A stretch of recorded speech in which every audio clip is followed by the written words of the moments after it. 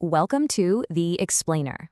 Today, we're going to dive into how one massive wave of tech is changing, well, pretty much everything, from our personal health to how we work, and even the future of global security. So let's start with a question that really hits close to home. What if your phone knew you were sick before you did? I mean, really think about that. Your everyday gadgets telling you there's a problem, weeks, maybe even months, before you feel a single thing. Sounds like something out of a movie, right? Well, it's not science fiction anymore. It's becoming our reality. And that reality starts with your doctor. Or maybe your new doctor, the one that's basically an AI living in the cloud. Let's look at how artificial intelligence is completely overhauling healthcare from the ground up. All right, let's get into it. The big shift here is moving medicine from being reactive, treating you after you get sick, to being totally proactive. It works across 4 key stages. First up, prediction. AI can predict illnesses by looking at this constant flood of data. And I'm talking about everything. Data from your smartwatch, your electronic health records, even your DNA. Experts like Niti Sharma and Atul Khurana talk about how machine learning is the engine here.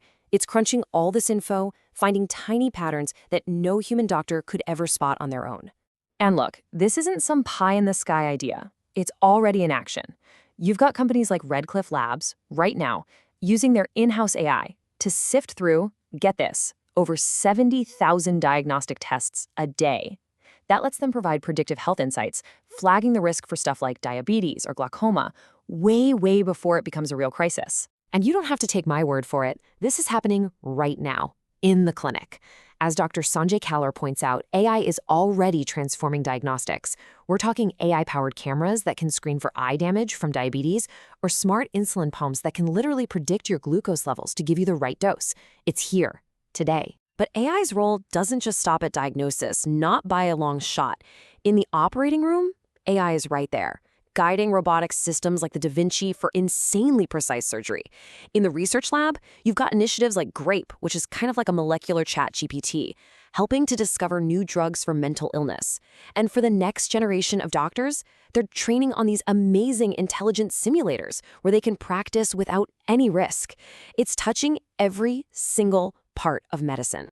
Okay, so we've seen AI in the hospital. Now let's see what happens when that same intelligence clocks in for a 9 to 5. It's showing up as a brand new kind of coworker. The big idea here is something called agentic AI, and you gotta get this. This is not just another ChatGPT. Forget thinking about it as a single tool. Picture a whole team of specialized AIs, little digital employees that can work together to handle really complex projects from start to finish, all on their own. And that right there is the huge leap we're taking. Here's the difference. Traditional AI is like a really powerful screwdriver. You tell it to turn a screw and it does it. Agentic AI, that's the whole contractor. You can just hand it the blueprints for the entire project. And according to firms like NTT Data and Acuity Knowledge Partners, this is already happening in finance, automating these super complex workflows, which means less manual drudgery and way more accuracy. All right, let's zoom out again. This tech wave isn't just staying in our hospitals or offices. It's actually being woven right into the fabric of our world, making the things we use smarter and solving some really fundamental problems. This applied innovation is changing the stuff we use every single day. Just look at how we get around. A company called Ultraviolet. They aren't just making e-bikes. Nope, they're building what they call software-defined superbikes. Think about that. Your bike gets better over time with software updates, just like your phone. It's also changing who gets to be a creator. Building the back end for a big video game used to be something only elite engineers could do. Now, you've got platforms like Spectre that are making it accessible to pretty much anyone, with low-code tools that let you build your own complex world without being a coding genius. And maybe the most powerful example of all, this tech is tackling basic human needs.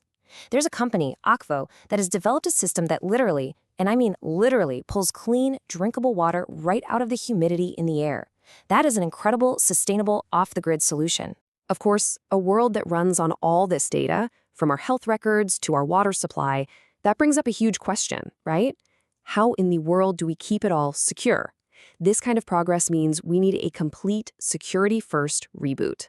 And this table here really lays out the digital arms race we're in. The threats are getting way smarter. You've got stuff like polymorphic malware. That's basically malware that keeps changing its own code so antivirus software can't find it. It's like a chameleon. So to fight that, we need new defenses. One amazing one is federated learning. That's where an AI can learn from your sensitive data without that data ever leaving your phone or computer. Another is homomorphic encryption, which is this mind-bending tech that lets you do calculations on data while it's still locked up and encrypted. And this is all being shaped by ideas like privacy by design and new rules like India's Digital Personal Data Protection Act, which basically say security can't be an afterthought, it has to be built in from day one. Okay, now for our final zoom out. And this is the widest and, frankly, most sobering perspective. The very same tech acceleration that's saving lives and building new worlds, it's also rewriting the rules of war. This one number says it all. Mach 5. That's more than 5 times the speed of sound.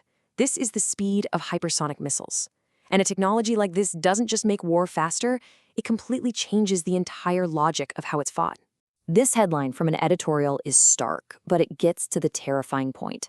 The argument goes like this. The crazy speed and maneuverability of these hypersonic weapons make them almost impossible to stop, and that completely destabilizes the old Cold War logic of nuclear deterrence.